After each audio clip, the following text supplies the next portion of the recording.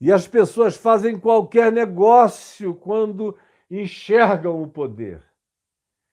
Como eu, na introdução, já disse, foi aquilo que a própria igreja não resistiu muito tempo.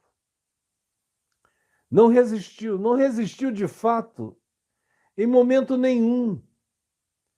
Porque logo depois do Pentecoste, quando eles receberam as línguas e manifestaram sabedorias que eles até então não tinham, e foi aquela santa balbúrdia em Jerusalém, aquele burburinho, que ninguém sabia o que era aquilo que estava de inusitado e glorioso acontecendo no meio daqueles galileus ignorantes.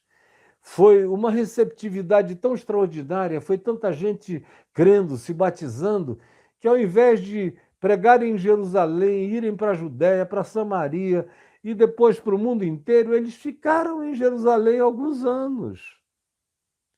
E já começaram um conluio com os sacerdotes do templo.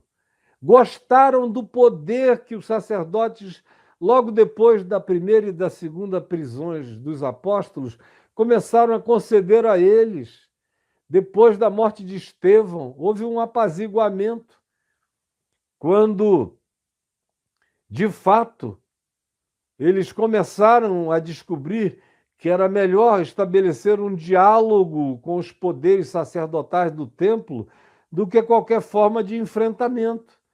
E foi assim que houve a primeira cooptação do grupo de discípulos pelo templo. Aí surgem os cristãos judaizantes, que foram os piores perseguidores de Paulo.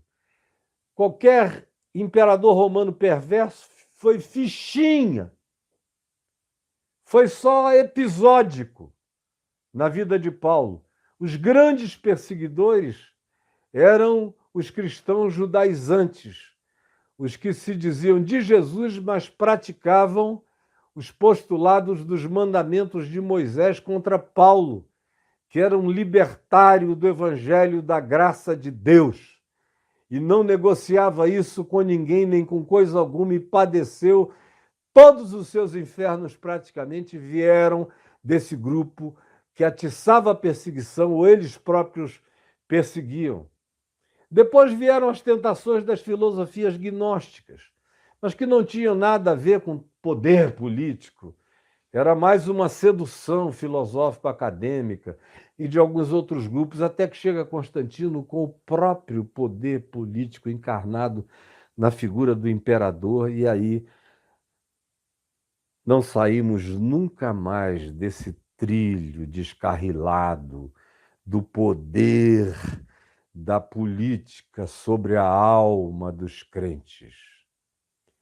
E não tenho tempo para discorrer a respeito disso com nenhuma minúcia, e muito menos ainda com qualquer que seja a generalização. Eu já fiz o suficiente para quem quer que tenha interesse em estudar melhor isso, pode procurar até no meu portal caifabio.net, qualquer coisa relacionada à palavra cristianismo, e vocês vão achar vários textos que narram essas histórias. Ou quem quiser ler alguma coisa em sequência, muito boa, leia o livro do Jacques Ellul chamado A Subversão do Cristianismo, que eu creio que já existe em português, e se não você acha em inglês, The Subversion of Christianity. Está lá para todo mundo ler essa sequência de corrupções e de como a igreja nunca conseguiu resistir um Messias político, com promessas políticas, do tipo de Constantino, que veio a ser um Messias político e foi chamado de o 13º apóstolo de Cristo, o grande salvador do que antes era chamado de evangelho e depois de Constantino passou a ser chamado de cristianismo. Por isso me dá erisipela quando eu vejo algum cristão com um pouco mais de lucidez referir-se a esse fenômeno que vem do quarto século para cá como sendo alguma coisa à qual eles pertencem. Eu não pertenço ao cristianismo, eu não creio no cristianismo. Cristianismo, para mim, é igual ao islamismo, é igual ao judaísmo, é igual a qualquer outro ismo. É um sistema doutrinário, filosófico e político e econômico fechado e que tem os seus objetivos totalmente herméticos e que não se abre como o evangelho da graça de Jesus, que se renova de geração em geração, que se reaplica a cada nova condição da sociedade humana, da vida humana, da experiência humana. Ao contrário, o cristianismo é um engessamento, é um empedramento, é um endurecimento do que um dia foi um coração de carne e que depois se transformou num coração de pedra.